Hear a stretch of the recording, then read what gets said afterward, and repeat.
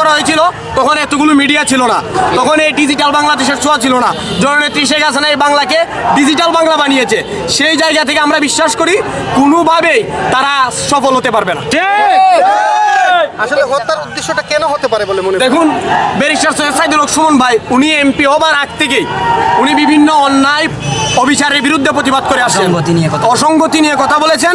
এই বলার কারণে রিসেন্টলি উনি বড় বড় রাঘব বোয়াল যারা এদেশের মানুষের টাকাকে পাচার করে সুইস ব্যাংকে, কানাডা, ইউরোপের বিভিন্ন দেশের মধ্যে সম্পদ বাড়াচ্ছে, আমার দেশের মানুষকে শোষণ এবং নিপীড়ন করে, তাদের বিরুদ্ধে দাঁড়িয়ে গেছে।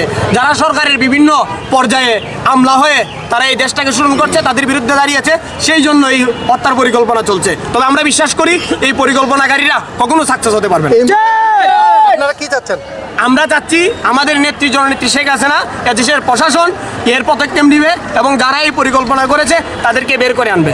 সন্ত্রাসীদের কালো হাত ভেঙে দাও, ঘুরিয়ে দাও, ভেঙে দাও, ঘুরিয়ে দাও। সন্ত্রাসীদের কালো হাত মুজিবের বাংলায় ঘাতকের ঠাঁই নাই, ঘাতকের ঠাঁই নাই মুজিবের বাংলায়। জয় বাংলা, জয় বাংলা। আমার এই বয়সে আমার আজকে 22-23 বছর চলতেছে। এই বয়সে আমি ওই ধরনের কোনো লুকই পাইছি না। আমি তার আমার মন থেকে ভালোবাসি, প্রাণ থেকে ভালোবাসি, দিল থেকে ভালোবাসি, আত্মার থেকে ভালোবাসি। চুনারুঘাটের যেই সমস্ত মানুষ তার ভালোবাসে, তার জন্য আমরা সদা সর্বদা জান দিতেও প্রস্তুত আছি। একের পর এক সংখ্যাগরিষ্ঠকে হত্যা করা হয়, হত্যার হুমকি দেওয়া হয়, তাহলে আমরা কোথায় যাবো? এই দেশের সংখ্যাগরিষ্ঠ যারা আছেন তারা কোথায় যাবেন?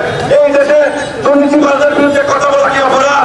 এই দেশের যারা হাজার হাজার কোটি টাকা লুটপাট করে নিয়ে যাচ্ছে দেশের বাইরে, তাদের বিরুদ্ধে কথা বলা কি অপরাধ?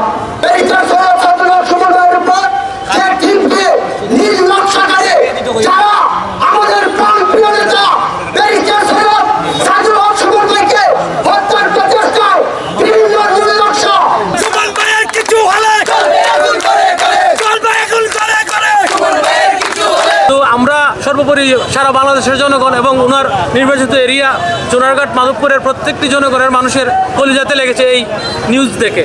আমরা আশা করি বাংলাদেশ মাননীয় সরকারের প্রধানমন্ত্রী জননেত্রী দেশরত্ন শেখ হাসিনা এবং স্বরাষ্ট্র মন্ত্রণালয় এই বিষয়গুলো খতিয়ে দেখবে এবং বাংলাদেশের রত্ন, আমাদের রত্ন সুমন ভাইকে যেভাবে হোক, যেভাবে সিকিউরিটি দিয়ে সেভ করা যায় এভাবে করবে। এবং আমরা সর্বোপরি জনগণ আমরা তীব্র নিন্দা জানাই এবং প্রতিবাদ জানাই।